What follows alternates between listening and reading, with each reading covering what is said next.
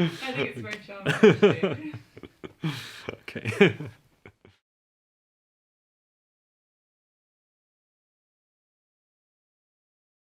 What drew me in to Brahms's world was his second piano concerto. Actually, when I was, I think, 14 or 15, I discovered Rubinstein playing it, and I remember being kind of entranced by this wall of the piano inside of the whole orchestra. It wasn't just soloist and brilliant and accompanying, and it was also accompanying. It was also making chamber music, and the music itself of this second concerto had this feeling also of having a perfect balance between the head and the heart. It was on one side huge monuments, and on the other side it was a very detailed and emotional piece. And so it there started my love for Brahms.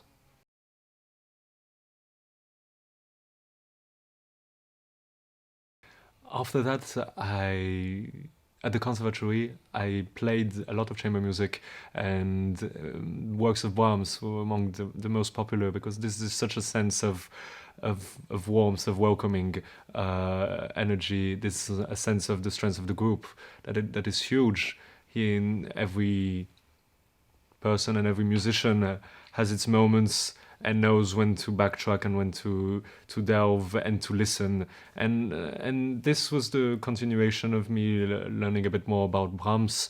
And actually, it ended with his piano works for solo recitals. And I discovered early Brahms after that. And I was fascinated because we imagine Brahms as a reserved composer that's very much turned into the past and doesn't really go along with the energies of the time with Liszt and Wagner. And here you see a young brilliant pianist who has the whole tempo and energy. Of course, he's very much attracted to the past, and especially the Opus 1 Sonata is really putting out his influences by Beethoven and Schubert, the two big pillars. But he's also messing with structure, messing with harmonies, trying to find an important way of making a new sonata. It's in this new age of the Romanticism, what does a sonata mean anymore? And it's much more turned to the emotion and then narrative and extra musical narrative. And Brahms later stopped this idea, I think, of extra musical ideas. But there, it's very clear, and it's for the only pieces, these sonatas, where he puts words and a text, and he shows he was using songs. So that's something unique, I think.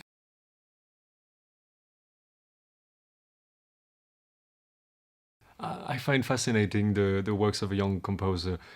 He's not yet formed opinions and found something that will define him for the rest of his life, and so often these moments are experimenting moments, and I think I relate to that because I feel that I'm still at lost and figuring things out, and often every 2 months I go back on a piece and I find it's something totally different, and I want to play it in a different way. And I think that's visible in Brahms's early works. And these three sonatas, they were written when he was only 20 years old, and he used them as a visiting card. He was performing them everywhere, and that's how he got the attention of the Schumanns, who listened to him. And Robert Schumann was absolutely entranced by the power and I think the ambition of these first works. Brahms was very much a control freak of what he would put out. And here, I think he had too much ambition and even not enough restraint to put restraints on what later he would have probably done. So you've got so many moments that feel absolutely insane as we imagine Brahms. There are moments where he changes whole structures. He would play with dissonances that he won't go afterwards back at it, and that's I think something that you can relate: the exuberance and the will, and with unmatched levels of restraint or over yourself. That's something really.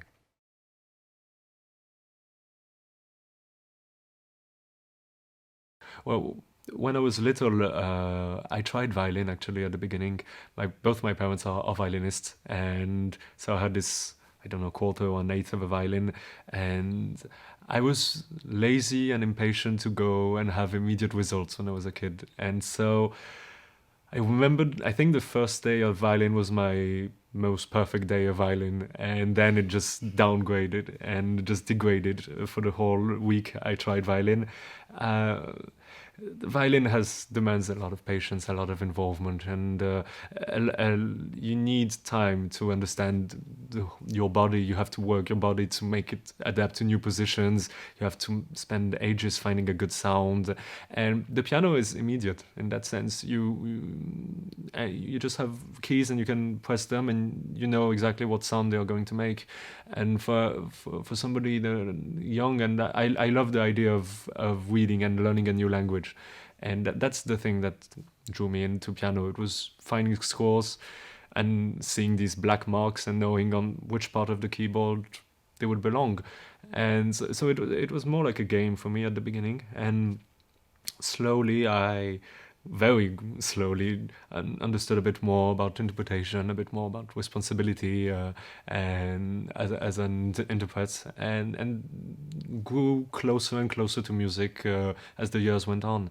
But really, the initial thing was sight reading, and it still is. It's still the sort of my pleasure when I come home and I just open scores and or transcriptions of symphonies and stuff, and try and find a way to play them on the piano.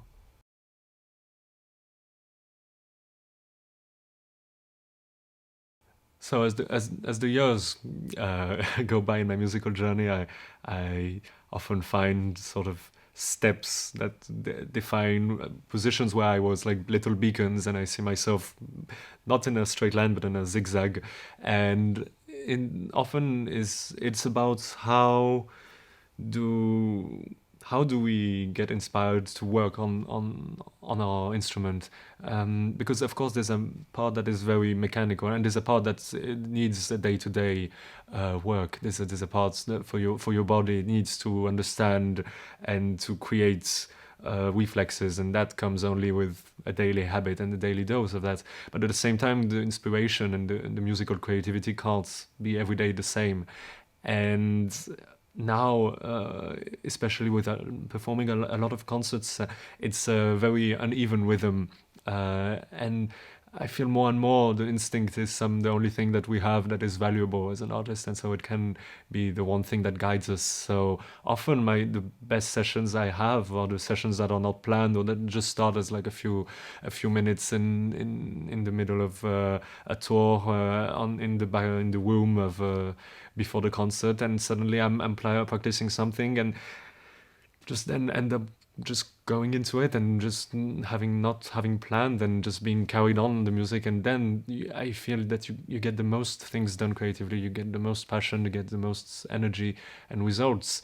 But so the frustrating process is to accept that most of the days your work will be a bit more frustrating, or will take a bit longer, or you won't get these kinds of genius results immediately. And maybe it's part of the whole process of sort of finding the frustration in yourself and being okay with it.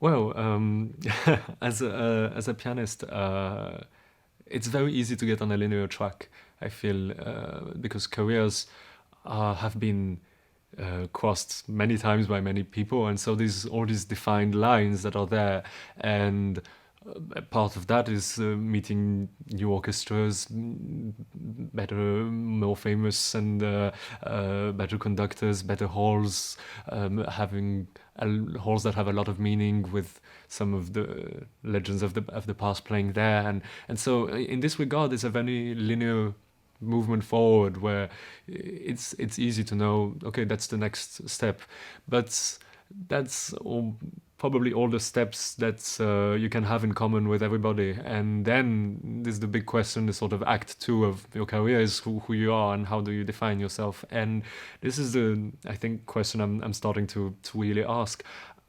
I wish, honestly, I could leave to the genre a rediscovery of a composer, a sort of putting a composer back into a place where it should belong. I'm having these thoughts with Metner actually. I know he's kind of famous for the pianists, and a lot of people have defended him greatly, but I still feel that he's really the Chopin of the 20th century. He's written only for piano, and he's the continuation of a spirit of Bach, Beethoven, Chopin, and Debussy. I think all combined into one person, and it's not one thing to throw. From the beginning, he's one of these rare composers that is immediately spot on what he is about. And I think maybe one day to work enough on him so that one day in the conservatories it would be normal to practice Metner as it is normal to practice a ballad of Chopin. That I would be proud of. I think something that would last a bit longer. I think, yeah.